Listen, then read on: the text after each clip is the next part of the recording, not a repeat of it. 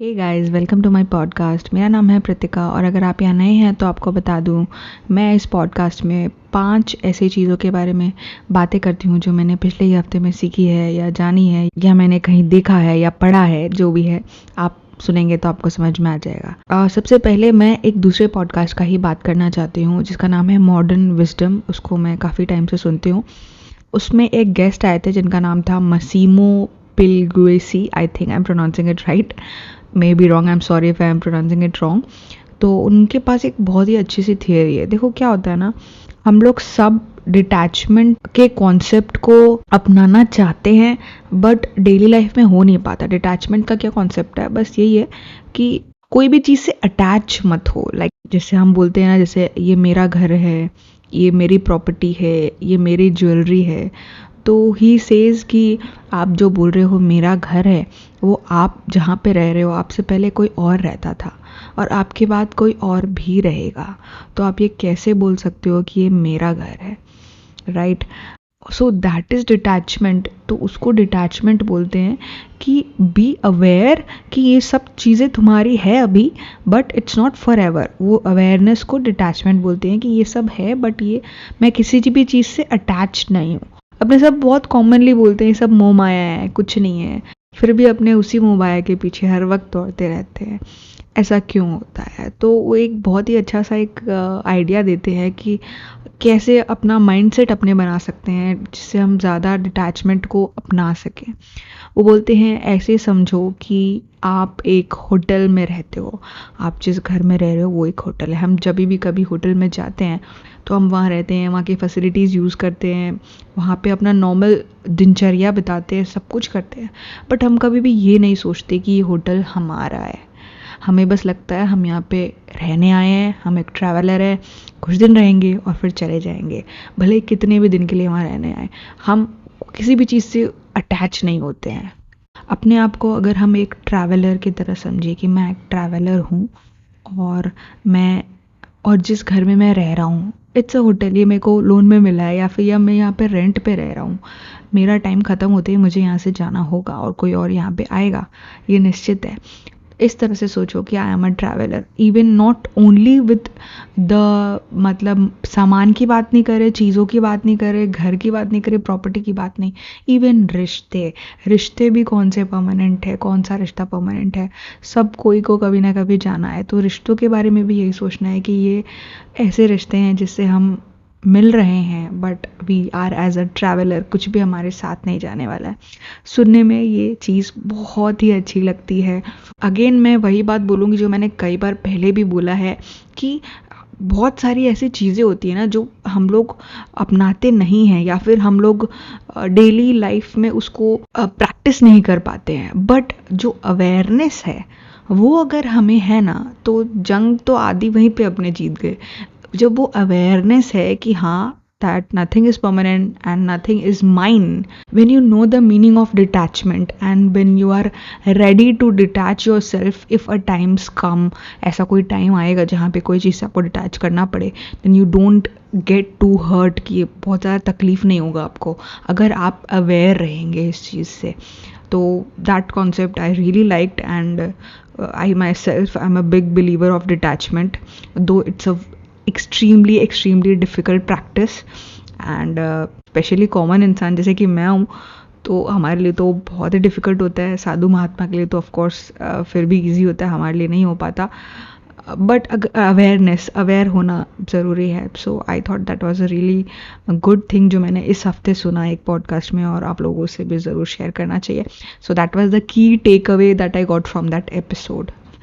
Number 2-3 interesting that I have been doing these days is, मैं 88 born हूँ। तो हमारे टाइम में 90s में जो स्कूल में जो कंप्यूटर्स इंट्रोड्यूस किए गए थे ना, उसमें हम लोगों को टाइपिंग अलग से नहीं सिखाया गया था। बस हम लोगों को दिया था कि टाइप करना है। हम लोग कीबोर्ड को देख देख के टाइप करते थे, कहाँ F है, कहाँ D है, कहाँ ये A है, कहाँ B है। इस तरह से हम लोग टाइप करते थे। हम लोग को प्रॉपर नहीं सिखाया गया कि टाइप ऐसे करती है। फिर तो आदत भी वैसी हो गई। अभी भी अपने में से कई जन काफ़ी फास्ट टाइप कर लेते हैं लैपटॉप पे या कोई भी कीबोर्ड पर। बट आपने देखा होगा हम लोग कीबोर्ड पर देखकर टाइप करते हैं, हम लोग स्क्रीन पर देखकर टाइप नहीं करते। मे बी सबके साथ ऐसा नहीं है, मेरे साथ ही ऐसा है। बट आई आई मेरे को लगा काफ़ी लोग, मैंने ऐसे देखा काफ़ी लोगों को जो हम लोग इंडिया में स्पेशली इस तरह से करते हैं।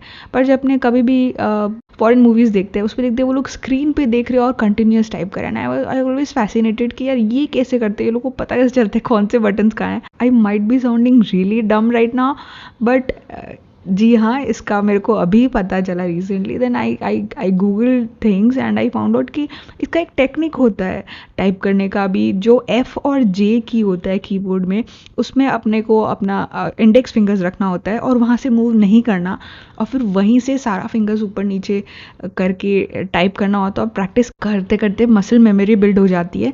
मतलब मसल मेमोरी बिल्ड होना मतलब हमारे मसल को पता चल जाता है कि कौन से फिंगर को कहाँ रखना है। जैसे हम लोग जब खाना खाते हैं तो हम लोग कांच में देख के तो नहीं खाते ना कि मेरा हाथ मेरे मुंह में ही जाना चाहिए, ये नहीं हो आँख में चला जाए। हमारे हाथ को पता है कि मुंह कितनी दूरी पे है, तो वो अपने आप सीधा खाना आप मुंह में डाल लेते हैं। उसको बोलते हैं मसल मेमोरी। सेम होता है चलते वक्त, हम लोगों को पता है कितनी सीढ़ियाँ कैसे चलते हैं। तो उसी तरीके से कीबोर्ड पे भी अगर हम लोग एक तरह से लिखना चालू करें तो हम लोगों को आदत हो जाएगी कि हम लोग स्क्रीन पर देख कर लिख सके। सो ये जब मुझे पता चला, then I thought I have to learn this. I started googling some more things. तो मुझे एक वेबसाइट भी मिली। वेबसाइट का नाम है typingclub.com। स्क्रीन पे आपको कुछ बटन्स दिखेंगे, आपको वो बताएंगे कौन से फिंगर को कैसे टैप करना है, and like the next step. Actually वो बच्चों के लिए है, बट क्योंकि even though we know very well कि कौन सा की कहाँ पर है, हम लोग मोबाइल में दिन भर टाइप करते हैं, कीबोर्ड पर दिन भर टाइप करते हैं, बट फिर भी जब आप स्क्रीन में देख के अगर आपको टाइप करने बोले और आप नहीं जानते हो वो तरीका, तो नहीं हो पाएगा। आप एक बार ट्राई करके देखना, यू विल नो इट। तो उसको देख के I have started training my self. It's been 2-3 weeks अभी तक, and I have been improving a lot.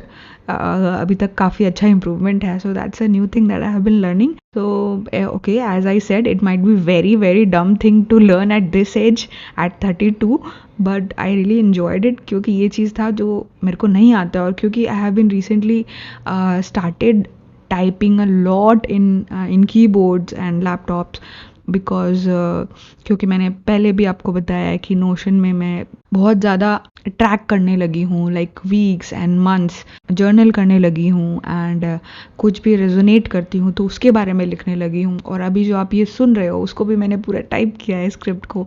सो क्योंकि जब इतना टाइप करना ही है और आगे भी करना ही है ऑफ कोर्स, तो क्यों नहीं सही तरीका सीखा जाए। कभी भी आई डोंट थिंक कि any age is too big to learn anything new, right. In fact ये पॉडकास्ट ख़त्म होने के बाद में मैं एक यूट्यूब वीडियो शूट करने वाली हूँ, जिसमें मैं पूरे अच्छे से एक्सप्लेन करती हूँ कि मैं नोशन कैसे यूज़ करती हूँ, अपने मंथ को रिव्यू करती हूँ या वीक को रिव्यू करती हूँ या पूरा ईयर को रिव्यू करती हूँ। और क्योंकि अभी ईयर एंड आ रहा है तो ये बहुत सही टाइम है अगर आप भी अपना ईयर एंड को रिव्यू करना चाहते हैं कि पूरा साल आपका कैसा गया और आपके क्या प्लान्स आगे वाले साल के लिए। So this will be a very good video to check on. तो नेक्स्ट थिंग जो मैं आपको बताना चाहती हूँ वो मेरे स्मॉल ब्लैक बुक से है। वो एक छोटी सी डायरी है ब्लैक कलर की। उसमें मैं सिर्फ जब भी कुछ मुझे ख्याल आता है और मुझे लगता है वो एक इम्पॉर्टेंट ख्याल है तो मैं उसको लिख लेती हूँ। So this was written beside a lake and on 21/7/2019। ठीक है, तो ऑलमोस्ट 1 साल से ज़्यादा पुरानी बात है ये।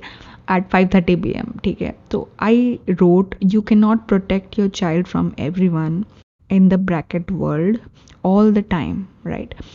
They will meet different people at different stages of life. What you can do is give them the best understanding of right and wrong. They will be making decisions in your absence their whole lives. And you know what? They will choose the wrong path a few times too, but they will learn. So this is what it was written in my diary at this on that day.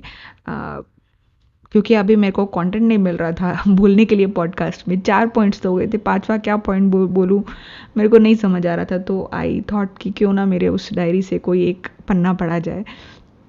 So what I meant here is कि at this age ना, my kids are 6 year old। अभी मुझे लगता है कि मैं अपने बच्चे को किसी भी मुसीबत से प्रोटेक्ट कर सकती हूँ, किसी भी ट्रॉमा से, किसी भी मुसीबत से, किसी भी चीज़ से मैं उससे बचा सकती हूँ। ऐसा हर वक्त नहीं रहेगा, बच्चे बड़े हो जाएंगे, kids will grow up and when they grow up they will meet different people. ज़रूरी नहीं है वो हर वक्त अच्छे लोगों से ही मिले, हर तरह के लोग मिलेंगे उनको दुनिया में, जिसे हमें खुद मिला था। और पता है उन्हें उस टाइम पे खुद डिसीजंस लेना होगा। और अगर हम अभी सिर्फ उनको ये चीज़ समझा सके कि क्या सही होता है और क्या गलत होता है और सही और गलत में कैसे डिफरेंस करना है, तो आई थिंक हम लोगों का बेसिक काम हो गया एज अ पेरेंट।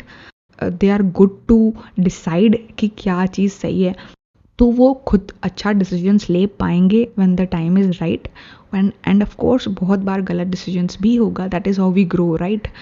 सो जो इतना चिंता करते हैं ना हम लोग कि ऐसे कैसे होगा, वो कैसे होगा, यहाँ जा रहा है वहाँ जा रहा है, लोग ऐसे बोलेंगे वैसे बोलेंगे, इतना सोचने का ज़रूरत नहीं है। बिकॉज छोटे बच्चे हैं but eventually they grow up. Eventually छोड़ो, अभी स्कूल जाते हैं तो they meet all kind of people, they are in front of all kind of situations, right.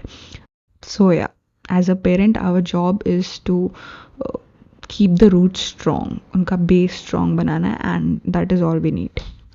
So that was one small page from my black diary. Next interesting thing जो मेरी life में हुआ, I have joined a new workout class जहाँ पे yoga and zumba and all that सब कुछ साथ में होता है, but it's interesting, it's fun. I have struggled to lose weight literally my whole life. अभी भी मैं वही कर रही हूँ, एंड कई बार ऐसा हुआ भी कि काफ़ी लंबे टाइम तक अच्छे से सब कुछ चल रहा था। इनफैक्ट अभी लॉकडाउन के पहले ही सब कुछ अच्छा चल रहा था। I have lost a good weight and I have become fit, I was running marathons, and then lockdown happened and then again the weight वापस से पुट ऑन हो गया। बट आई होप अभी मैं कंटिन्यू कर पाऊँगी इसको and nothing will come up like all the times before. शायद अभी ऐसा नहीं होगा। I'm being positive, it's fun. So yeah, I'm meeting new people, it's nice for a change. जो कोविड का डर है उसको थोड़ा साइड में रख के थोड़ा सा नॉर्मल लाइफ आने में बहुत ही अच्छा लग रहा है। The last thing which I really wanted to talk about is khichdi. Yes, आज मैं खाने में खिचड़ी बना रही हूँ and I think khichdi is so underrated. Khichdi को कोई इम्पोर्टेंस ही नहीं देता यार, but it is the most versatile, most filling, cozy comfort food. मतलब जितना बोलो उतना कम है यार खिचड़ी के लिए। Khichdi is my all time favourite food. You know, perfect mix of dal and chawal in the cooker with some veggies and then a generous spoon of ghee topping on that खिचड़ी। अरे यार क्या मज़ेदार होता है वो खिचड़ी खाना। या आपको लग रहा होगा कि यार क्या यहाँ 5 इंटरेस्टिंग चीज़ सुनने आए थे, ये जो सीखी है लास्ट वीक में और ये हमें खिचड़ी की बात बता रही है। So guys yes, khichdi is very interesting. Please अपना नज़रिया बदलो अगर आपको नहीं लगता कि खिचड़ी इंटरेस्टिंग है।